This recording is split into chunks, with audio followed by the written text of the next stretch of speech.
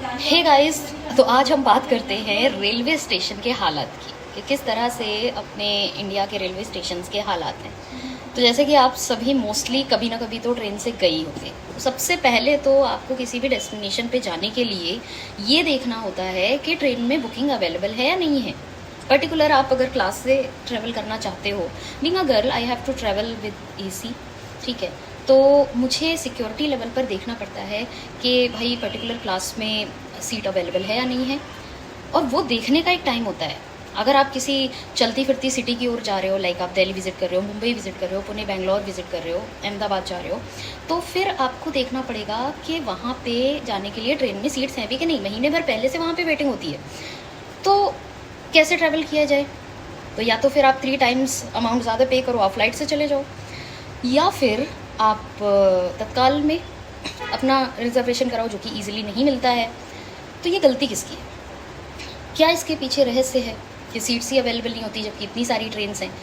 और अगर आप ऐसे ही चढ़ जाओ तो आपको टीसी थोड़े बहुत पैसे लेकर, जो भी टिकट का अमाउंट होता है उसमें एडिशनल चार्ज लेकर आपको सीट अवेल करवा देता है। ये सब क्या रहस्य है यार? मेरे तो समझ में नहीं आया है ना। ट्रेन कैंसिल हो जाती हैं, होंगे कुछ टेक्निकल रीजंस। ये चीज़ें कैसे सही हो सकती हैं? इंसान को कितना सफ़र करना पड़ सकता है? तो देखो, ये चीज़ें तो अपने हाथ में नहीं है। इनके पीछे कई रहस्य हैं, कुछ गवर्नमेंट के रहस्य हैं, कुछ अलग अलग हो सकता है। आई डोंट नो, ठीक है, I don't know anything about this. But जब मैं स्टेशंस की हालत देखती हूँ, जैसे कि मैं कानपुर स्टेशन, कानपुर सेंट्रल की ही बात करूँ, तो स्टेशन का जो गेट है ना घंटाघर का, वहाँ से आते ही आपको एक अजीब सी स्मेल मैं बदबू कहना चाहती हूँ, वो आना शुरू हो जाती है। आपको एक एहसास हो जाएगा कि आप एक ऐसी जगह पर आ गए हैं जहाँ पर टॉयलेट और गुटखा और थूक और कफ खुलेआम पड़ा हुआ है। ठीक है, पहला तो ये, आपको हर कदम पे गंदगी कचरा पड़ा हुआ मिल जाएगा। इसका रिस्पॉन्सिबल कौन है? डेफिनेटली हम है। हम में से जो गुटखा खाता है, हम में से जो खुले में थूकता है, हम में से जो खुले में कचरा फेंकता है, हम सब रिस्पॉन्सिबल है। इसके लिए कोई थर्ड पर्सन नहीं है। फिर जैसे ही आप सेंट्रल के अंदर जाते हो, इतना क्योज होता है, लोग इतनी तेज़ तेज़ बात कर रहे होते हैं। I don't know, railway station में इतना चिल्ला के बात करने की क्या ज़रूरत है? आपको अनाउंसमेंट ही प्रॉपर नहीं सुनाई देगा। वो आंटी बहुत तेज चिल्ला रही है, गाड़ी संख्या फलाना फलाना इज कमिंग, है ना, लाइक बहुत ध्यान से सुनना पड़ता है। इतना शोर क्या करते हो आप? किस बारे में बात करते हो रेलवे स्टेशन जाके? ठीक है, आपको घर में बताना है हम पहुँच गए, इतने टोन में बोला जा सकता ना, हम पहुँच गए। इतनी तेज कौन बात करता है? समझ रहे हो ना? फिर जैसे ही आप पटरियों की ओर देखें तो आपको एकदम फ्रेश टट्टी केक दिखाई दे जाएगा।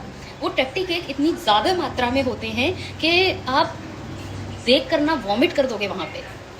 ये करने वाले लोगों को तो कट के मर जाना चाहिए। मैं चाहती हूँ कि जब वो वहाँ पे पॉटी कर रहे हैं और मल विसर्जन कर रहे हैं तभी ट्रेन आए और उनको दबा के चली जाए। ऐसी जनसंख्या को कट के मर जाना चाहिए। अब आप कहोगे कि इनके यहाँ तो टॉयलेट ही नहीं है, ये तो सरकार की गलती है ना। हमारे यहाँ तो पहले से ही, अरे टॉयलेट करना है तो पटरी पे क्यों करना है यार? किसी खुले एरिया में करो, सुलभ शौचालय बने हैं वहाँ जाके करो, फ्री ऑफ कॉस्ट बने हैं शौचालय। तुमको घूम के रेलवे स्टेशन की पटरी, तुम इमेजिन करो, ये प्लेटफॉर्म है, उसके नीचे टट्टी पड़ी हुई है। तुमने किस जगह टट्टी की है? तुम रिकॉर्ड हो चुके हो हकते समय। ये शब्द यूज़ करने के लिए मुझे क्षमा करें, पर गुस्सा आ रहा है ना। फिर कैसे भी करके 1-2 घंटा 3 घंटा ट्रेन लेट होकर आती है। अब आपको भी कैसी ट्रेन में ट्रैवल करते हो जो लेट हो रही है? भाई मेरी राजधानी भी 8-8 घंटे लेट हो चुकी है, जिसके चक्कर में मेरी अगली ट्रेन चली गई और अगली फ्लाइट जा चुकी है। इतना लेट आ रही है ट्रेन। अब ट्रेन लेट आने के पीछे भी 50-60% हम ही रिस्पॉन्सिबल हैं। कहीं ना कहीं वेदर है, कुछ सीजन्स में कहीं ना कहीं हम खुद रिस्पॉन्सिबल हैं। अब आप कहोगे कैसे? क्रॉसिंग बंद है, ठीक है, तुम बाइक चलाकर, बाइक झुका के क्रॉसिंग के नीचे से निकल रहे हो। जब रेड हो गया है, जब क्रॉसिंग बंद हो गई है तो रुक जा ना। कौन सा तेरा सिविल सर्विस का एग्जाम छूटा जा रहा है जो 5 मिनट रुक जाएगा तो तेरे को लेट हो जाएगा? कौन सी तेरे मेडिकल इमरजेंसी फंसी कि एम्बुलेंस के अंदर बंद है? एम्बुलेंस भी नहीं निकल पाती भाई। तुम निकल जाओगे बाइक झुका के, तुम एकदम ट्रेन को ऐसे हाथ दिखा के निकल जाओगे। ट्रेन तेरे हाथ से रुकने वाली है, कट के मर जाते हैं ऐसे लोग, जिसके कारण ट्रेन भी लेट होती है। वेदर तो है ही एक फैक्टर, है ना। इतनी एडवांस टेक्नोलॉजी तो अपने कंट्रीज़ में है नहीं कि ट्रेन में कुछ ऐसे डिटेक्टर्स लगे हों जिसके कारण अगर बहुत ज़्यादा स्मोक है तो ट्रेन जा सके। सर्दियों में तो मोस्टली हर ट्रेन लेट होती है यार, है ना। चलो, अब तुम ट्रेन के अंदर जाओगे। तुम ट्रेन के अंदर जैसे ही जाते हो तो वो सफ़ेद चद्दर ओढ़े मुर्दे तो दिख ही जाते हैं। पहले तो मेरी ये रिक्वेस्ट है रेलवे से कि ये जो तुम्हारा कलर है ना, जो बेडशीट का और पिलो का और जो ओढ़ने का, प्लीज़ उसको बदल दो यार। कुछ भी कर दो, नीला पीला केसरिया हरा कुछ भी कर दो, ये वाइट मत करो यार, डर लग जाता है, मेरी आत्मा कांप जाती है रात के समय देख के, अच्छा भी नहीं लगता यार। अपने कंट्री में मोस्टली जब लोग मरते हैं मोस्टली धर्म में तो सफ़ेद कफन से ही उड़ाते हैं। प्लीज़, एक तो वो दिक्कत है, चलो ये कोई बड़ी दिक्कत नहीं है, हो सकता है सिर्फ मेरी दिक्कत हो। दूसरा, लोगों को इतना सिविक सेंस नहीं है कि ट्रेन में तुम किसी भी क्लास में जाओ, मूंगफली खा के वहीं कचरा नहीं फेंकना होता है। तुमने एकदम अचार का डब्बा खोला, तुमको पसंद है ना वो अचार की खुशबू पूड़ी के साथ, मुझे नहीं पसंद है, मत कर। ऐसा खाना लाओ जो स्मेल नहीं फैलाए, नहीं अच्छा लगता यार, वो बंद कंपार्टमेंट है। तेज तेज चिल्ला के बात कर रहे हो फ़ोन में, हे हा हा हा हा। तुमने अपने बच्चों को फ्री छोड़ दिया है, कहीं भी जाके टट्टी करो, किसी का भी बेडशीट खींच लो, किसी भी आंटी के जाके घूसा मारा हो। क्यों? तुमने अभी से उनको नहीं सिखाया, वो आगे क्या करेंगे? तुमको ही डंडा मारेंगे।